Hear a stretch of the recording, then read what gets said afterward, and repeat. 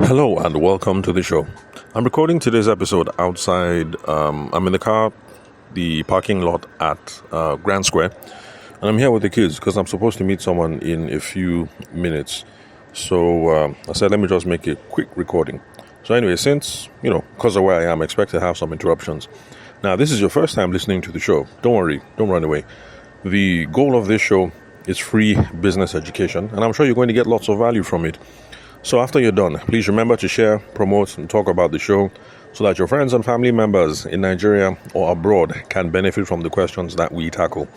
And if you have sales and marketing questions after we're done, you can call, SMS, or WhatsApp me on 080-6466-2140. The country code is +234 for those of you who are not Nigerian. Now, today on the show, I'm hoping I can tackle two questions quickly. Okay, well, not questions anyway. One of them is a question on solopreneurship. So I want us to look at whether you are a solopreneur, whether I am a solopreneur, whether you are a solopreneur, what is entrepreneurship, all those sorts of things. And then I've noticed that a bunch of you who reach out are still at the ideation stage. You have a bunch of possible ideas that you have for your businesses. You can't decide which is which. And so we're also going to have that conversation as well. So let me start off with the solopreneur thing. Okay, before the solopreneur thing, shout out to Rex on Spotify. He mentioned on some of the comments that he has ideas about AI. And so I put it there on the Spotify comments. Yeah, so Rex, send me a WhatsApp message. I'd love to see what you're working on that is AI related, especially since I use AI every day in the course of my business, and I'm a strong believer that we all should be using AI tools to move our business forward. Then shout out also to Laolu Olowo. I like this kind of surname. If I remember correctly, because my Yoruba is really crappy. Excuse me. My Yoruba is really crappy. I didn't spend much time from about 13, lived in Lagos, then from there went to OAU, so I picked up some Yoruba. So Olowo is like the person that has money. So that's the kind of name I like. But you have to be careful how you pronounce it, because I think if you say Olowo, it means the person that has money. But then if you say Olowo, it means the person does not have money. So one of those interesting names. But I'm believing and I'm decreeing that Laolu is Olowo, as in you have plenty of money. So thank you for listening and commenting on the podcast. Laolu says this is the first Nigerian-owned podcast that he has listened to, and he wished he had discovered it sooner. And yes, my brother, I wish you had. Oh, Laolu can be a woman's name too. Okay, well, my brother or sister, I wish you had discovered the show sooner as well. And just as you have discovered it and you're getting value from it, please share with other people. Then Rex also asked the question that, Laolu answered the question that I think some of you might have. Now, Laolu asked me, how can she find more AI related content that I have made? And so this is the answer. Searching within the podcast is quite difficult. So if you go to YouTube, because all the podcast episodes are there. So if you go to YouTube and you just search Tavishima Podcast AI, every single episode I've made about AI is going to show up there in your YouTube feed. So again, if you want to see more of the stuff that I've done related to AI, go to YouTube and then type in Tavishima Podcast AI. Tavishima, that's my name, Tavershima. And no, I am not half Japanese, I'm not half German, I'm not half anything. Full Nigerian, I'm Tiv. That's for those of you who have never heard that name before. Okay, now straight to this whole thing of solopreneur, because someone, I think it was Rex, said he likes the stuff I'm putting out and he's following some of those principles so that, he can build his career as a solopreneur, or he referred to me as a solopreneur. And so that reminded me about something I've been talking about on the podcast for a very long while. And I also want to re-emphasize or bring up here again, because some of you are just new discovering the show, so you haven't come across some of these ideas. Now, whenever people say, I'm a solopreneur, I'm a mompreneur, I'm a lawyerpreneur, I'm a thispreneur, I'm a thatpreneur, I am quick to step in, because when we come up with these newfangled terms, it comes up with all kinds of expectations, and at the end of the day, it leads to frustrations. Because if we're not clear about who we are and what we're doing, we're also not going to be very clear about what we can expect in return for the level of effort that we are putting in, and it can cause some confusion. That is why some people say, Kai, entrepreneurship is hard. But then I look at them and I'm like, yeah, what you're doing is hard, but what you're doing is not entrepreneurship. So you're doing one thing, calling it something else, and expecting some other kind of results, when really what you're doing will never yield the results of entrepreneurship, because really you are not doing entrepreneurship. So we really need to be clear about all these terms. So that's the first question for today. Am I a solopreneur? Because some of you think I am. Or are you a solopreneur? Because some of you think you are. Now, a solopreneur just means, how do I put it? When people say solopreneur, what they mean is an entrepreneur who is working alone. I repeat, when people say solopreneur in Nigeria, my assumption is they mean this person is an entrepreneur who is working alone. But is that even possible? Is there such a thing as an entrepreneur who works alone? So let's break it down a little bit. Now, entrepreneur, in the traditional meaning of the word, I think it's French. I can't remember. It's been a while. And it's a surprisingly old word. It's hundreds of years old. It's a popular term now, but this is a word that is hundreds of years old because, like I said, it's French. I should really go and check the root word. But what it means in its original term is a person who assumes the risk of enterprise. I repeat, an entrepreneur is the person who assumes the risk of enterprise. That means the person who brings all the factions of production together and who tries to promote the business and get the business going. Remember, this is an old term. And in the old terms, we used to talk about factors of production. Now, people don't talk about factors of production anymore. But, Nigerians listening to the show, from secondary school, you remember now, factors of production, land, labor, capital, material, blah, blah, blah, all those things. So, the person who drops bar, the person who brings money, that is capital. That person is the entrepreneur. The person who fronts labor, that's paying the cost to pay the sales team, the developer, the this, the whatever, that's the entrepreneur. The person who fronts the money for materials and all those other things, that is the person who is an entrepreneur. So the person who is bringing together all these factors of production and bearing the list is the person who is an entrepreneur. Now, I'm sure you realize that from the old definitions of the word entrepreneur, you can see that the entrepreneur is always oriented towards building sustainable systems that exist outside of him or her. I repeat, since the old meaning of the word entrepreneur is someone who is assuming the risk of capital, labor, materials, all these other things, the person usually is building something that is bigger than him or her, or that is sustainable and will outlive him or her. Which is the reason why we can talk about Walt Disney as an entrepreneur. He was building something bigger than him, building something that was going to be sustainable and that would outlive him. And maybe even his children's children at this rate, because I think now it's the grandchildren who are like majority shareholders. So we cannot talk about a solopreneur because there's no such thing as an entrepreneur who is working alone.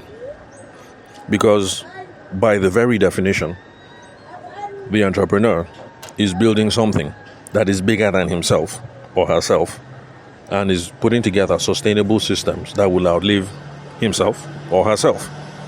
Building something that is sustainable or building something that they can sell.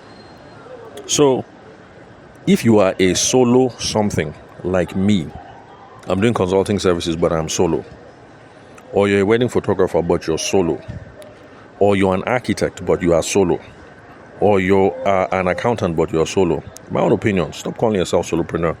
Because if you're calling yourself solopreneur, feeling like what you're doing is entrepreneurship, and then you now be saying, Kai, entrepreneurship is hard. But meanwhile, you have not been doing entrepreneurship. You've not been trying to build sustainable systems around yourself. And of course, it will be hard.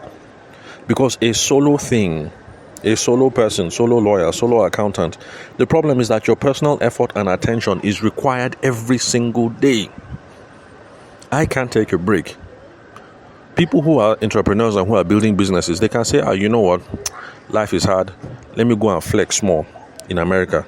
2 months, I'll come back. I can't do that. If I take a break and I say, let me go and flex small, what happens? Things will stop. Things will grind to a halt. So if you're a solo person, just stick to the old terms. You are a self-employed person. Or in Nigeria, as they used to tell us in primary school, you are a sole trader. I know it doesn't sound sexy, but facts are facts. So I'm a sole trader, or I'm self-employed. I'm not an entrepreneur. And that's why some of you be saying entrepreneurship is hard and then you resign. No, you didn't even try entrepreneurship. Trying entrepreneurship as an architect means you are trying to build a firm. And then over time, if you do it right, it will get easier because you will build marketing systems, sales systems, you will build a team, and then these things will start running, whether you're involved every day or not. And then eventually you'll be able to get to the point where you can say, I'm tired.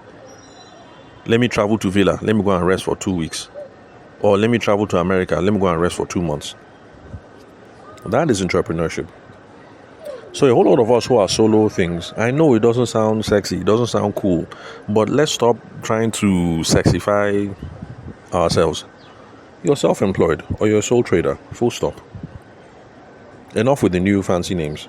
This solopreneur thing, mompreneur, thispreneur, thatpreneur, lawyerpreneur, beautypreneur. Like, what the hell? It's becoming too much. So, if you're a solo person, you're self-employed or you're a sole trader. I am self-employed. I am a sole trader. The old terms are fine. Even though sole trader, sounds as if I sell okrika under the bridge. But facts are facts. I am what I am. The goal, eventually, is that I am going to build a sustainable business. But until then, I'm not an entrepreneur yet. And if you're a solo person, a solo anything, a solo lawyer, you are not an entrepreneur yet. So as a baby lawyer, it's just you. After a while, you partner with 3 or 4 of your classmates. People will do it for like 7 years. You now start hiring junior people. Before you know it, you guys have a plan and a system for everything. Then you are now an entrepreneur. There's a business. There's a system that is in charge of marketing and promotions. You guys have figured out the most efficient way to do networking. Casework is assigned between senior lawyers and junior lawyers. Things are taking shape. At that stage, you can now say, I don't tire. Let me go to the UK. Let me go and rest for 2 months. And the business will not fall apart. Then you're an entrepreneur. So, whether you are happy or not with what I've said, I guess what I'm trying to say is, look, just decide. If you're a solo person now, acknowledge, yes, I'm self-employed, I'm a sole trader. But then decide, am I going to stay here and be solo all my life, or do I want to build something? Then just decide. But either way, it's all good. I'm not saying entrepreneurship is better than sole proprietorship, sole trader, self-employed. I'm not saying that better because, it depends. Some people are just trying to build something. There's some people who their goal is, this thing works. Let me see how I can gather millions and millions and millions. By the time the children finish with school and I have something for retirement, I'm okay. If that's your goal, it's cool. Then there are some people who say, look, I must build this thing. It must be big. I must stand on a national scale and I must float on the Nigerian stock exchange. If those are your visions too, it's all good. But let's just be clear about these things and let's stop coming with all these fancy terms. No such thing as lawyerpreneur. No such thing as solopreneur. No such thing as mompreneur. If we're trying to motivate ourselves, let's motivate ourselves some other ways, but it's not about the title. So, again, these are the essential questions. Are you solo or are you trying to scale? If you're trying to scale the business, it means you're trying to come up with systems and you're trying to use multiple people. The whole idea is you're trying to leverage other people's effort and leverage systems to grow and to blow. So if you're trying to scale, you're an entrepreneur. That is the reason why we say Dangote is an entrepreneur. Because the goal is to leverage systems, leverage other people's capital, leverage multiple people, the teams and the employees and all that. That's why we say Dangote is an entrepreneur. My client, who I'm currently working with in Benin City, I can call him an entrepreneur because he's trying to leverage people. He has a team. He wants to leverage multiple locations. What else? He's trying to establish systems in place. That's the reason why I'm working with him, so that we can come up with the standard operation procedures for sales. So he is an entrepreneur. Boston Consulting Group, you can call them entrepreneurs. They're consultants. The same people with McKinsey, you can call them entrepreneurs because they're building global consulting practices. So the Oga of BCG or the head of McKinsey and Consulting, the senior partners, all of them can say, let's go and rest in Switzerland for 2 months. And the business will not die. Things will be fine. Jay-Z, we can say Jay-Z is an entrepreneur. Yes, he started off as a solo person doing music. But now, he's got the clothing business. He's got the alcohol business. I think there's also perfume business. And then what else? Then he's also doing venture capital. So he can decide, he and Beyonce can decide that they'll go and ski in Switzerland for 6 months. And the business will not die. Those people, you call them entrepreneurs. But me, I'm self-employed, sole proprietor, sole trader. Professor Peter Drucker, that I love and respect, the man himself, he was also self-employed or sole trader or sole proprietor, because he was an academic and a consultant, but really he was a one-man show. Michael Jackson, we can't really say Michael Jackson was an entrepreneur, because Michael Jackson was solo with a music career. Now, of course, Michael Jackson ended up making lots of money by buying other people's intellectual property. You know, the Beatles, who else? The Beatles, I think Elvis Presley. You know, he bought most of their songs, acquired their IP, and so because of that, his estate was able to make money through that. But really, Michael Jackson was more or less a solo person, a sole trader. So we can't say Michael Jackson was an entrepreneur. You know, what about Burna Boy? Burna Boy, you know, it's just him. He's alone. He's a soul, whatever. What about Davido?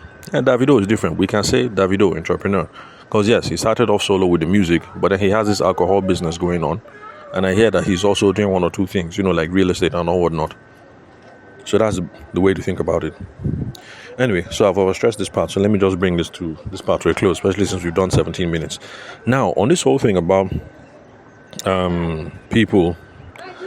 this whole thing about hold on. Okay, sorry about that. One of my kids was trying to get my attention, and really I should be wrapping it up soon because the person I'm expecting probably will be here in a few minutes. So the thing I said about, you know, people have multiple ideas, you know, people running around saying I'm multi-hyphenate, multi-creative, multi-this, multi-that. Like, you should be calming down. It's too much. You can't make progress this way. I was having a chat with someone, also a listener of the podcast. The guy heard the stuff about the charcoal. He said, charcoal, yeah, it makes sense. You know, he's interested. UI and UX, banking apps, he's interested. Websites, he's interested. Call support, he's interested. Also trying to find out, what can you make good money at? Like, it's too much. We are interested in loads of things, but the thing is, you can't build any sustainable business, whether you want to be an entrepreneur or whether you want to be a sole trader or sole proprietorship. You can't build anything solid if your mind is scattered in 5 different directions. You have to pick one. It's either going to be charcoal or UI and UX or website or call support. Call support is like when you open a call center. Pick one. There's no how you can run all of those together. And I'm seeing this as a pattern because there's someone else who reached out to me and he's interested in being an author, so he has written a few things. Then he also has the skin and beauty thing that he's into, that is going on. Then he also has this food thing on the side that he's selling. And then what else? Then he also was interested in some of the stuff that I said about AI. Like, it's too much. You're scattered. Pick one. Except if you're a highly disciplined human being who says, on Monday, I'm going to pay attention to charcoal. On Tuesday, it's going to be exclusively UI and UX. On Wednesday, it's going to be exclusively websites. On Thursday, exclusively call support. Like, you can't make it work. It's too much. Pick one. Then some people now say, what about Dangote? I'm like, okay, perfect. Dangote is the perfect example. Dangote didn't start doing everything at once. He started by trading cement first. When trading cement was now settled, it was now, okay, next thing, cement factory. Then when cement factory was settled, next thing was, okay, spaghetti. Then when spaghetti was now settled, then next thing was juice. The juice business did not settle. The thing packed up, and then I can't remember what he did else, and then now it is refinery. And by the time refinery settle, I'm sure the next playbook is going to be expand to other African countries. But you can see how the people that you like to celebrate as multi-hyphenates or multi-entrepreneurs or, serial entrepreneurs or whatever, you can see how they didn't start doing everything in one day. The same thing with Richard Branson. It is they start here. When this one is settled, this one has grown, this one is sustainable, this one has blow, then they say, okay, now what next? And then they move on, The same thing with, what's his name? This guy that is Trump's right-hand man now. What's his name now? This is guy X. Elon Musk. People say, multi-hyphenate, multi-this. Yeah, maybe multi-this, multi-that. But it wasn't everything at the first time. It was him and then the PayPal guys. And they're trying to figure out how we're going to solve the problem of payments. Then when the payments is settled and then payments is strong, then they move on to other things. Then it was now a matter of electric cars. Then electric cars is doing well, is now strong. Then next thing, okay, what next? Rockets and the whole thing of putting somebody on the moon. But it was not a matter of day one. Let me do payments company. Let me do car company. Let me do rocket company from day one. No, that's not how it is. So we need to pick a skill set. We need to pick something. So for the person who is generally interested in charcoal, UI, UX, banking apps, websites, call support, and AI, the thing is just sit down and have a conversation with yourself. What are you passionate about? What is your skill set? Or where are there significant market gaps? Those are the things you should be thinking about. Your passion, your skill set, or market gaps. Then you now write down all these your fancy ideas and then rank them. Whichever you want to rank it. Even if you want to rank it alphabetically and then start tackling it like that, even now it's okay. Or if you want to rank it based on, okay, this is the one that I think is most probable, it's all right. But either way, put it on a sheet of paper and then rank it. Then start testing the viability of these ideas. And of course, if you've been listening to the show, to test the viability of something means you have to do some sales motions. Go out into the market, try and see what you can sell, how much of it you can sell, and see if the profit margin is enough to reinvest in the business, and also so that you can put some change for yourself. So you can afford internet, you can afford fuel, you can afford shawarma once in a while. If it is not enough, then you move on to the next thing on the list. But the thing is, if you spend too much time in, I can do this, this is my side hustle, I mean, you yourself, think about it. You work in Zenith Bank, but then you have 5 side hustles. You will not be successful in your Zenith Bank career because you're not paying attention to it. And then you have 5 side hustles. Like, how you pay attention to 5 side hustles?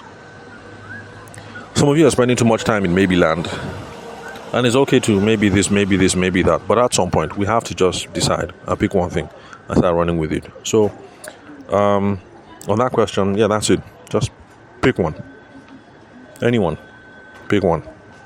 What are you passionate about? What is your skill set? What are the market gaps? Write down these ideas.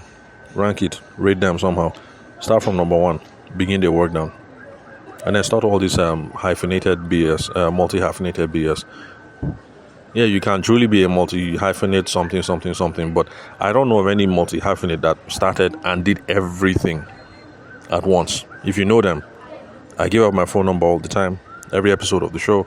So reach out, let me know. But as far as I know, this is how they all start. You start with 1. When 1 is strong, you move to 2. When 2 is strong, you move to 3. When 3 is strong, you move to 4.